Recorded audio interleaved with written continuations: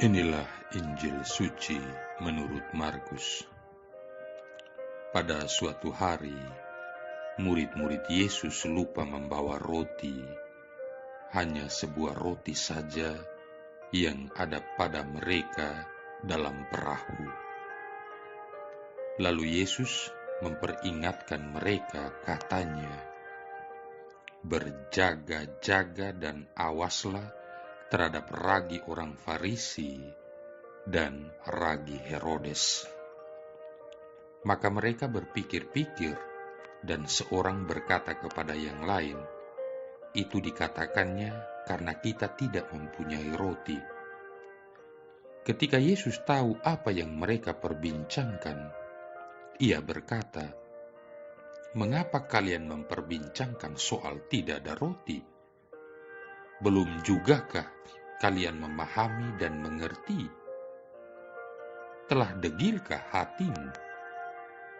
Kalian mempunyai mata, tidakkah kalian melihat? Dan kalian mempunyai telinga, tidakkah kalian mendengar? Sudah lupakah kalian waktu aku memecah-mecahkan 5 roti untuk 5.000 orang itu? Berapa bakul penuh potongan-potongan roti yang kalian kumpulkan?" Jawab mereka, 7 bakul. Lalu kata Yesus kepada mereka, "Masihkah kalian belum mengerti?" Demikianlah sabda Tuhan.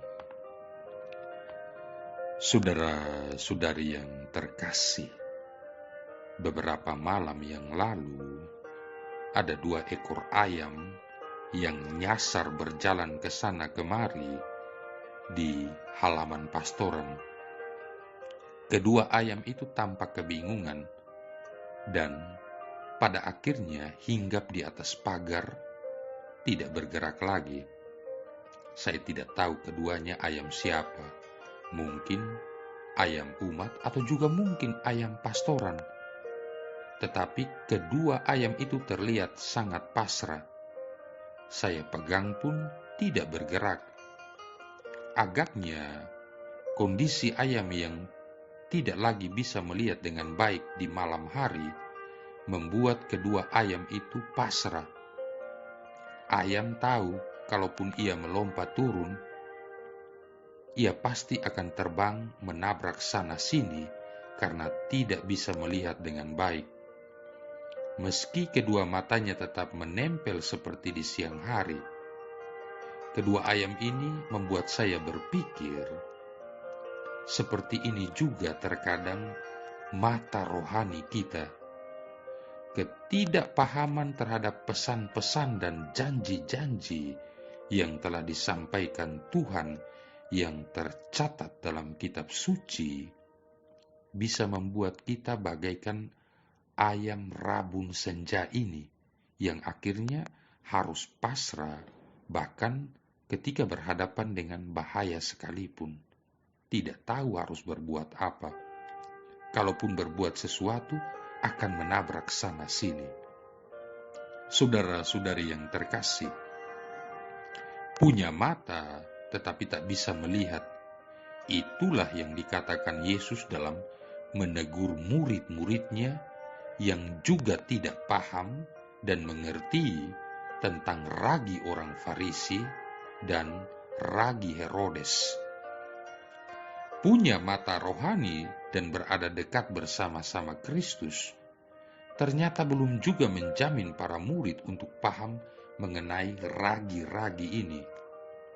Ragi orang Farisi adalah ragi kemunafikan, ragi yang mengedepankan kerohanian hanya pada penampakan luar saja. Sedangkan ragi Herodes adalah ragi yang mengedepankan keduniawian daripada kerohanian. Betapa kedua ragi ini masih juga mencemarkan hidup banyak orang beriman hingga dengan saat ini. Meskipun mereka tahu apa kata Tuhan, tetapi mereka tidak paham akan maknanya. Mereka punya mata yang bisa membaca, tetapi sesungguhnya mereka tidak bisa melihat. Dan Yesus pun menegur para murid, "Kamu mempunyai mata, tidakkah kamu melihat? Dan kamu mempunyai telinga, tidakkah kamu mendengar?" Saudara-saudari yang terkasih, kitab suci berisi sabda Tuhan yang hidup, penuh keajaiban, penuh kuasa, penuh panduan bagaimana kita dapat melihat dan memiliki relasi yang benar dengan Dia, dan bagaimana kita harus berjalan dalam meniti kehidupan setiap hari.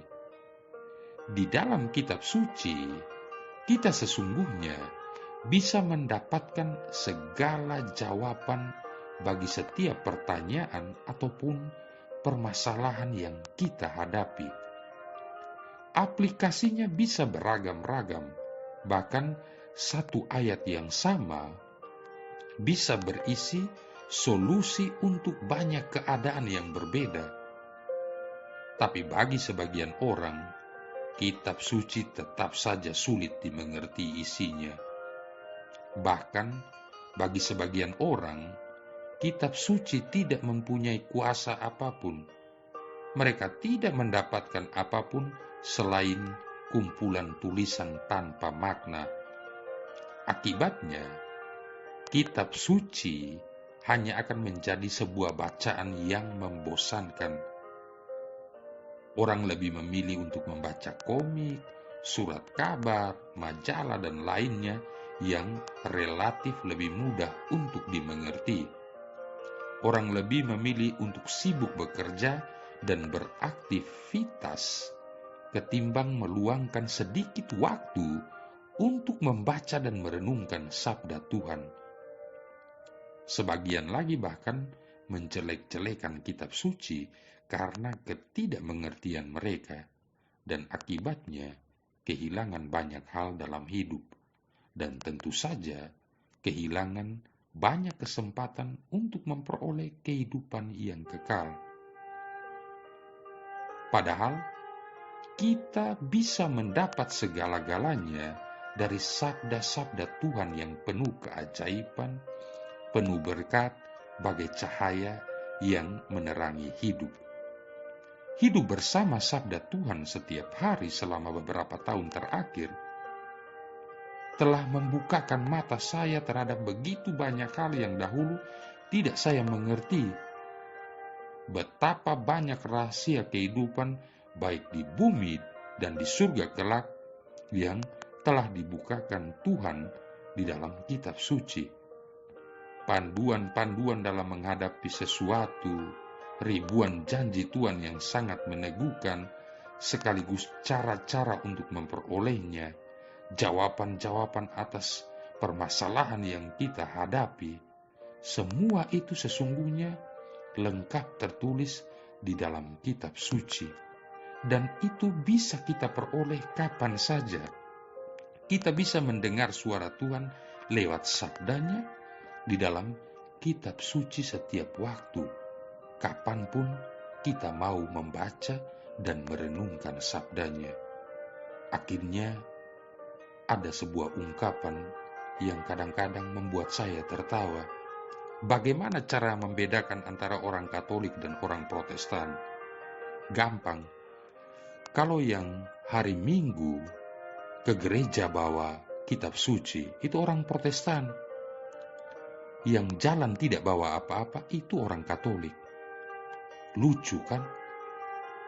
Saudara-saudari yang terkasih, kepada jemaat di Korintus, Paulus mengatakan bahwa karunia-karunia Allah bisa ditafsirkan bukan oleh hikmat manusia, tapi oleh roh.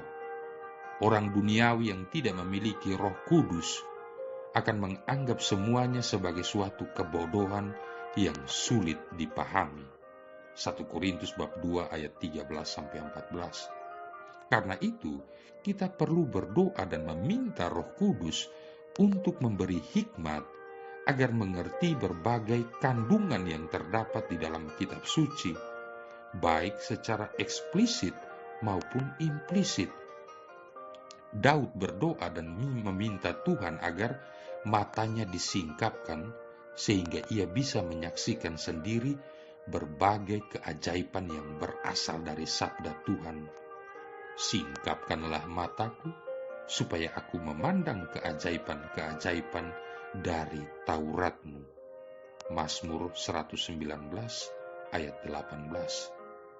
Sabda Tuhan menuntun kita bukan hanya untuk menuju keselamatan, tapi juga mengajarkan kita bagaimana hidup penuh berkat dan kelimpahan di tengah dunia yang semakin sulit. Penuh bimbingan bagaimana kita bisa hidup sehat dengan sukacita berlimpah, bagaimana dosa bisa merusak hubungan kita dengan Allah dan berbagai bentuk dosa. Semua ini tetap relevan hingga kini. Saya mendapati bahwa kunci kehidupan yang benar sudah tertulis lengkap di dalam kitab suci. Ada jawaban dari berbagai pertanyaan kita. Ada jalan keluar di sana. Ada banyak keajaiban luar biasa yang akan terungkap jika kita memahami kitab suci dengan benar. Sabda Allah hidup, dan itu sudah Dia berikan kepada kita. Semudah kita membuka kitab suci, berdoa agar Roh Kudus mencelikan mata kita, lalu melihat sendiri betapa luar biasa ajaibnya kuasa sabda Tuhan itu. Saudara-saudari yang terkasih, ayam yang rabun tidak tahu bahaya seperti apa yang mengancam di depan matanya. Seperti itu pula kita yang rabun tidak mengetahui, melihat, atau mendengar suara Tuhan. Alangkah sayangnya apabila kita memilih untuk tetap rabun, meski kitab suci ada sejengkal di depan mata kita. Hidup di dunia yang penuh tantangan akan menjadi jauh lebih sulit jika kita tidak memiliki hikmat yang bisa melihat dan menyingkapkan rahasia-rahasia yang terkandung di balik sabdanya. Iman kita pun tidak akan bisa bertumbuh tanpa itu. Sebab dikatakan, iman timbul dari pendengaran, dan pendengaran oleh sabda Kristus. Roma bab 10 ayat 17. Kepada jemaat di Korintus, Paulus mengatakan bahwa karunia-karunia Allah bisa ditafsirkan bukan oleh hikmat manusia, tetapi oleh Roh. Karena kepada kita, Allah telah menyatakannya oleh Roh. Sebab Roh menyelidiki segala sesuatu, bahkan hal-hal yang tersembunyi dalam diri Allah. Siapa gerangan di antara manusia yang tahu apa yang terdapat di dalam diri manusia, selain roh manusia sendiri yang ada di dalam dia? Demikian pula lah, tidak ada orang yang tahu apa yang terdapat di dalam diri Allah selain roh Allah. Kita tidak menerima roh dunia, tetapi roh yang berasal dari Allah, supaya kita tahu apa yang dikaruniakan Allah kepada kita. Dan karena kami menafsirkan hal-hal rohani kepada mereka yang mempunyai roh, kami berkata-kata tentang karunia-karunia Allah dengan perkataan yang bukan diajarkan kepada kami oleh hikmat manusia, tetapi oleh roh. 1 Korintus bab 2 ayat 10-13. Karena itu, jika kitab suci masih sulit Anda mengerti, berdoalah, mintalah Roh Kudus memberi hikmat dan membuka mata Anda, sehingga rahasia-rahasia di balik sabda yang hidup itu bisa disingkapkan. Berdoalah agar Anda dipenuhi Roh Kudus yang akan membimbing Anda untuk mengerti kata demi kata yang tertulis dalam sabda Tuhan. Marilah berdoa. Allah Bapa, sumber iman kepercayaan, kami telah menerima sabda penuh kebenaran, ialah Yesus Putra Manusia. Semoga sabda itu membuka mata hati dan budi kami dalam pergaulan kami dengan Dikau, dengan pengantaran Yesus Kristus Putramu Tuhan kami, yang bersama dengan Dikau dan Roh Kudus hidup dan berkuasa, satu Allah sepanjang segala masa. Tuhan memberkati kita sekalian, Bapa, Putra, dan Roh Kudus.